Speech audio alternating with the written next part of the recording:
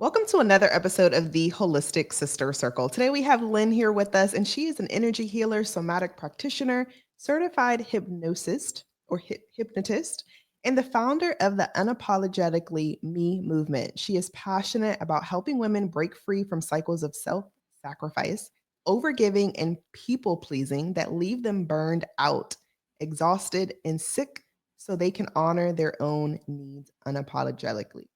Lyn, I am so grateful that you're here. This is such a good topic, and I cannot wait to talk about it with you. Yeah, I'm so excited to chat. Awesome, awesome. So, to kick us off, I would love for you to just share your journey. And if you were this person that was doing the people pleasing, if that, or if if that was the case, please Mhm. share with us. Let us know what that process looked like for you. Yeah, so I think for most of my life, definitely could identify as a people pleaser. And I probably wouldn't have identified with that label necessarily. I just thought that I was nice. I thought, I was being a good person. As a kid, maybe just a good girl, like kind of doing what people were asking of me. And I think some of it came from how I was brought up, as is the case for so many of us, what we learn from our parents and those around us of like, how do we fit into society? What should we do?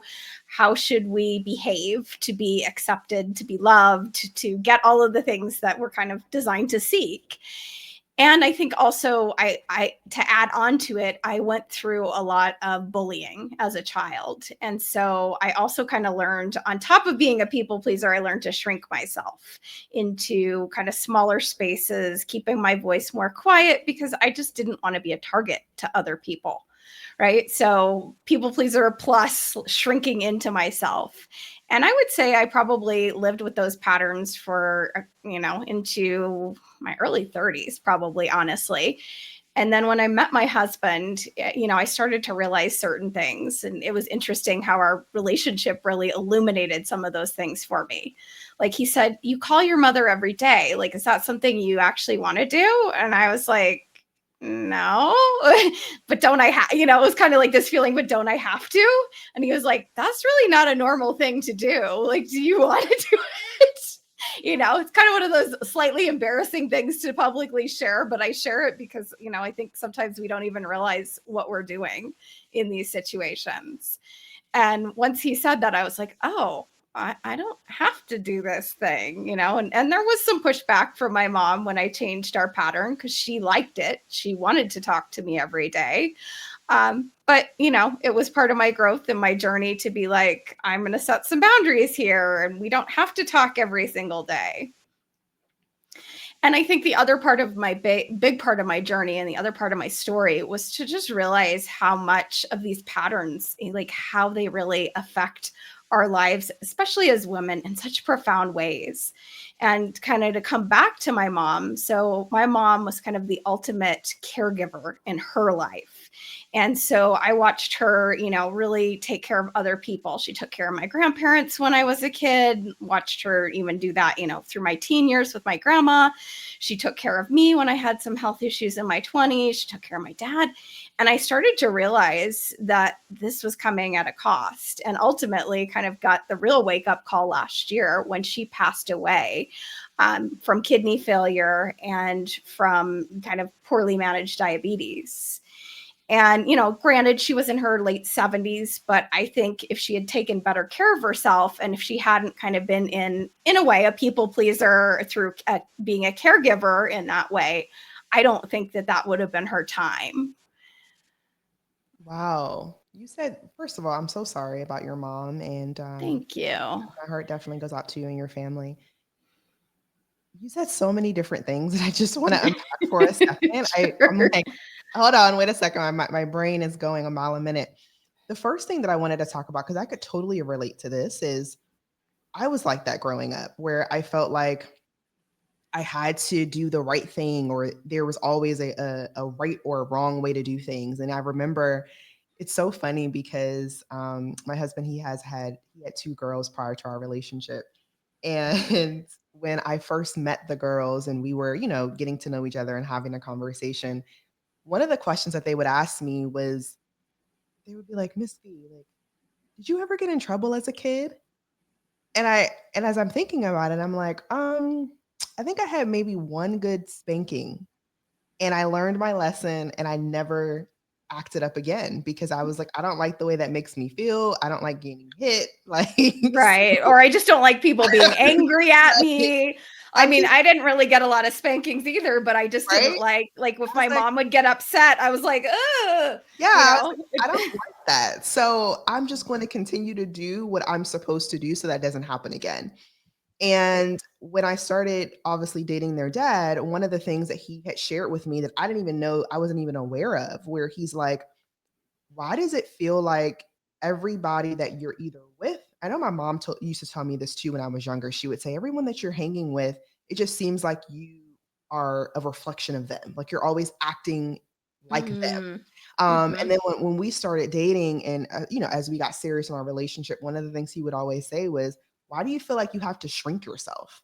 Like, why do you like, you know, you are your own person. I want you to express yourself. I want you to be vulnerable with me. But why does it feel like I always have to pull it out of you? And Mhm. I share this because I can totally relate to where you're coming from because I'm now, again, in my early 30s and I'm learning this in real time of, oh, wow, like I don't need to shrink myself to have a conversation or I do have something to say and people actually want to hear what I have to say and they actually care what I Right. have to say. But growing up, I always felt like I didn't have um that wherewithal or I didn't feel like I could speak up for myself because I wasn't sure how people would receive it and if they received it in a Right. bad way that I felt like I was a bad person or I wasn't giving them what they needed. So I could totally relate to this. And my question for you is through this process and learning of course and having other people kind of shed some light onto the things that you were going through like talking to your mom every single day. I was doing the same thing and had to set that boundary like, hey, mom, like I actually have a man now. Like I can't just keep talking to you every day. That's exactly what happened. My husband is like, I don't think I want a relationship with a woman who's always going to be like, Mom. And that's what our relationship was. And I remember like, us having those conversations behind closed doors. Like, you really like, and I'm like, okay, like, what do I tell her? She's so used to us talking every day. Like, we're She's going to besties. be mad, And right? honestly, that's what happened. That's exactly what happened. We went Mine through, too. this oh my gosh, it was a process. Like I felt like I was pruning, and in this pruning period, I actually had like a breakdown. I was having panic attacks and all these different things because I felt like the relationship that we had, one, it wasn't healthy when you obviously now have a man in your life, but then two, I was so dependent on that was literally like my almost like my reason for being.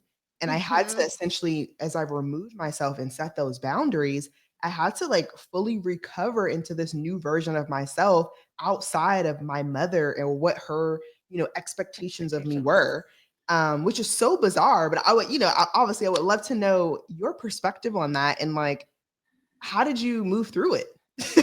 It certainly, was kind of a similar thing. First, like she wasn't happy. I think I was also like, she's not gonna like Michael very much, Oh yes, like it was like, you taking my daughter away from me, right? Like, exactly. I was like, when yeah, she, because she hadn't even met him in person or anything at that point. It was like, how's that gonna go?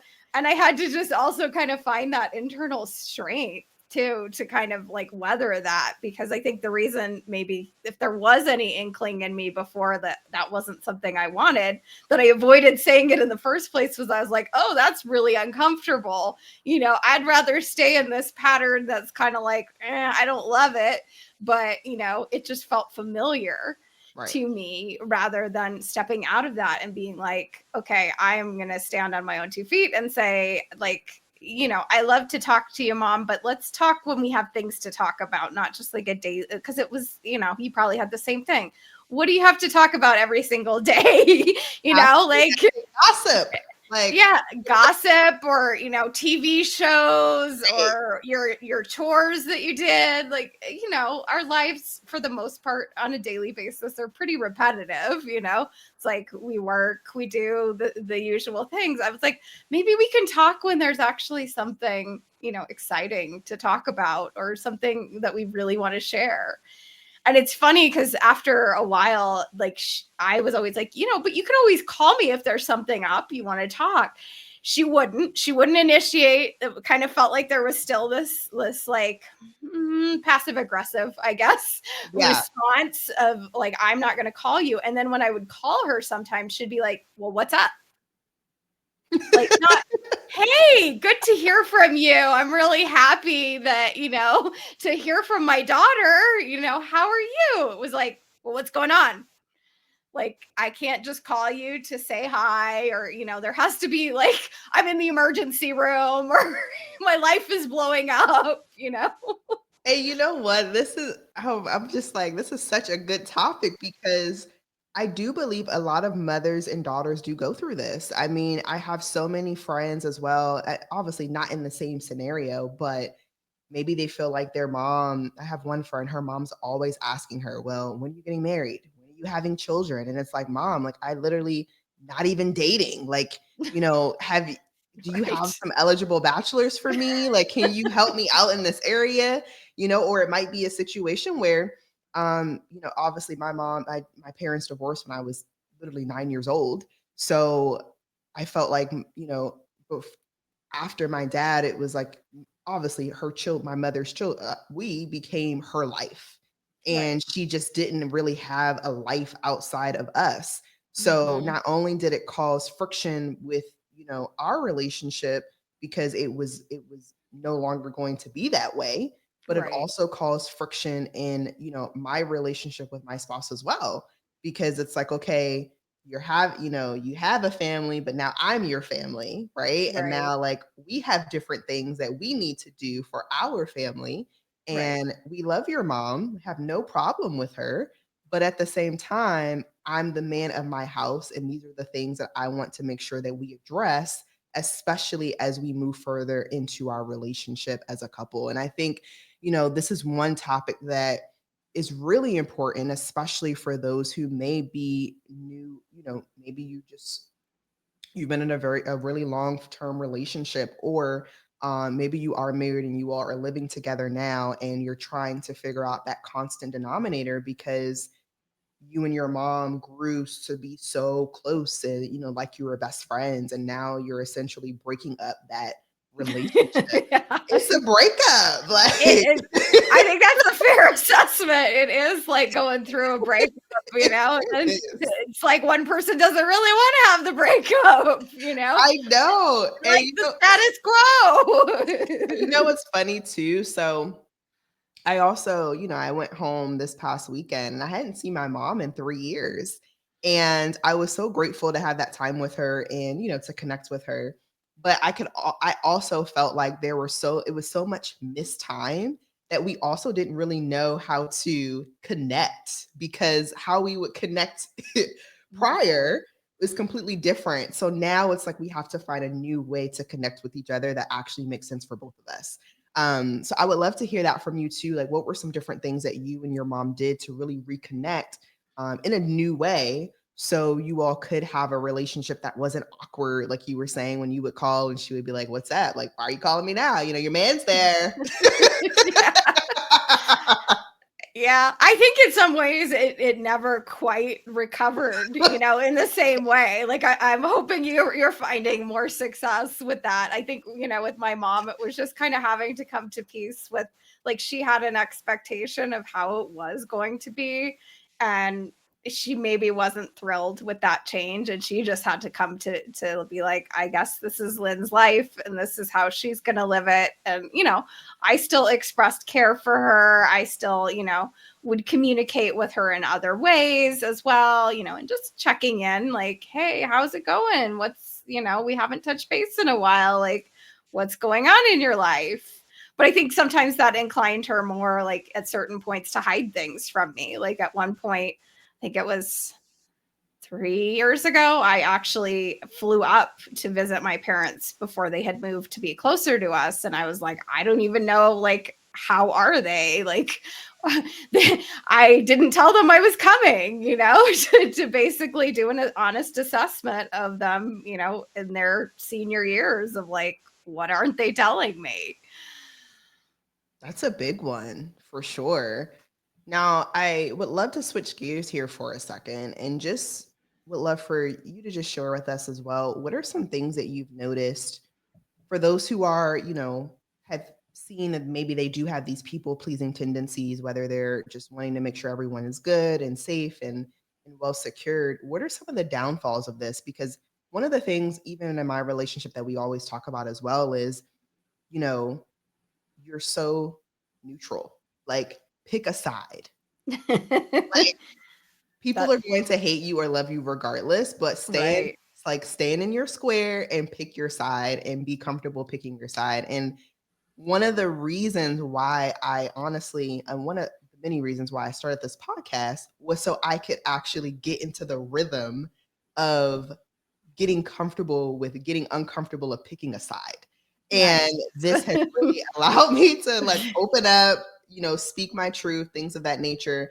And I started from a podcast perspective of interviewing other people because I still really wasn't quite ready to like put myself out there. But I said, if I do it with a friend, it's more of a conversation and it can naturally flow. And now I'm Right. at a point where I'm like, no, like I actually want to share more about my morals and my values and what I believe and not feel like I'm pigeoned on, someone else's, expectations of what I should be doing or how I should be acting.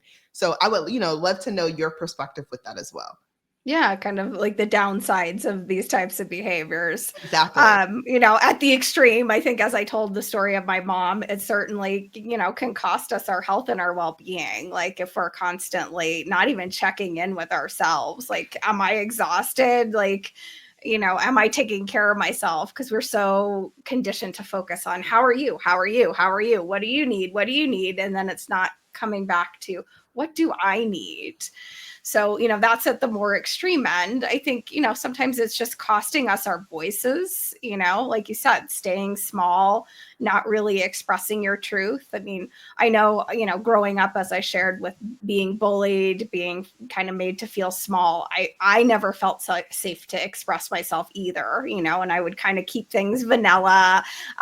People were always like, oh, she's so shy, like she's just shy. And I think for me, shy was, I don't know if I really was shy. I think I was just in a protective pattern. Like my nervous system didn't feel safe to be like, I think this, or, Say, yeah. this is how I am, So I was like, I'll just hide in the corner and, like, oh, I don't know. What do you think? So it costs us our voices. It costs us, if we have like a business or we have something we're passionate about, like it really costs people being able to see the real us. Because what I'm finding is the more I step into that real me and the more I'm like, putting out social media content and doing things that are like the truer expression of me, not like this polished, this is like what Lyn should be, but it's like, this is who Lyn really is. People are like, oh, I want to lean in, like you're interesting to me. I can relate to you versus like, oh, she's just, I guess, nice. Like, I don't know. There's She's nothing nice. that stands out. Yeah. The nice word. Yeah. No, and this is so good because like I said, I can totally relate to this as well. So we talked about the downside of it. What do you believe has been just something that you felt like, whether yourself or just clients that you've worked with, some just, practical steps. Like if someone were going through this, obviously they spent 20, 30 years developing these patterns and these habits. What would you say would be the first thing that someone should really do to step into their worth and to enter their voice, to truly own it and be Yeah. open to standing 10 toes in what they believe in? Yeah. I think the kind of the first part of what I do when I work with people, and this is, part of my own journey as well, is really about what we feel safe with in our nervous system. So we have to kind of start with that because for so many of us, the idea of, being seen, expressing our voice, not just being, nice or having an opinion that maybe not everyone's going to agree with, we get those feelings in our body, our knots in our stomach, and our palms get all kind of sweaty and our heart's racing. And it's like, oh, this is really uncomfortable. And our bodies don't really know the difference between that and, it's perceiving it just like a wild tiger ready to like eat us alive, So we have to get that part of us to be like, hey, I'm safe. Like, it's okay. It's safe to start to change this pattern. So I use a lot of kind of nervous system techniques. It can even just be as simple as, learning how to do some slow breathing, because that's one of the simplest ways that people can start to kind of calm down that fight or flight response. It's just breathe, girl, breathe. Like, let yourself, come into your body and be like, I know it feels like this is going to kill me. If I say, no to somebody, if I start voicing my opinion, but it's not, I'm safe. And we just kind of rewire that safety into the body. And then we also work with a lot of beliefs. I work with the people with a lot of beliefs, because it's like we have all these old conditionings. That's kind of where hypnosis, I think, is a powerful way to do that, because basically in the first 7 years of our lives, we kind of were conditioned, right? So we walked around, they say, actually, when you're under the age of 7, you kind of are in a hypnotic state. You're highly suggestible, and that makes it so we learn really quickly.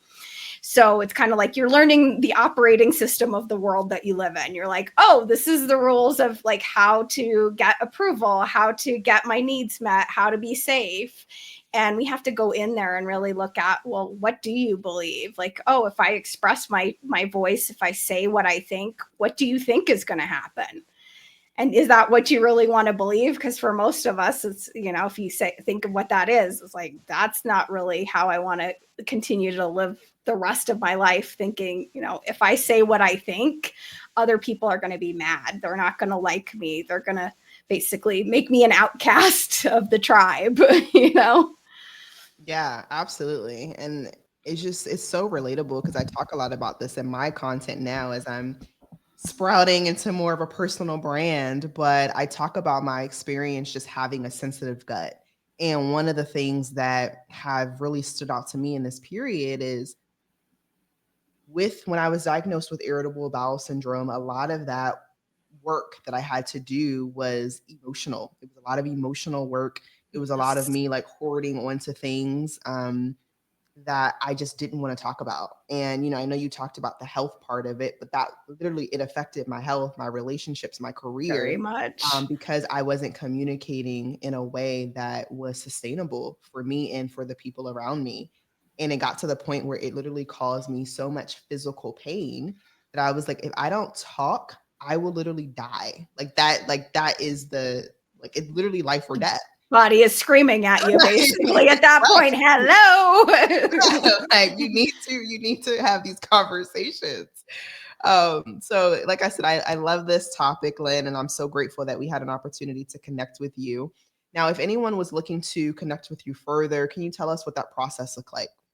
Yeah, so I would suggest checking out my website, which is heartfirehealingllc.com. I'm sure you'll probably link to it somewhere. And you can go there. I have a really cool quiz that I just developed that I recommend you take. It's specifically for like empath sensitives, which most of the people I talk to are. And it really helps you understand like what's the survival pattern linked to why it's hard for you to, say no, why it's hard to have boundaries in the world. So it's a really fun one. So you can check that out on my website, and then you can also just peruse around. And there's a way, if you're interested in reaching out and booking a call, you can also do that on my site as well.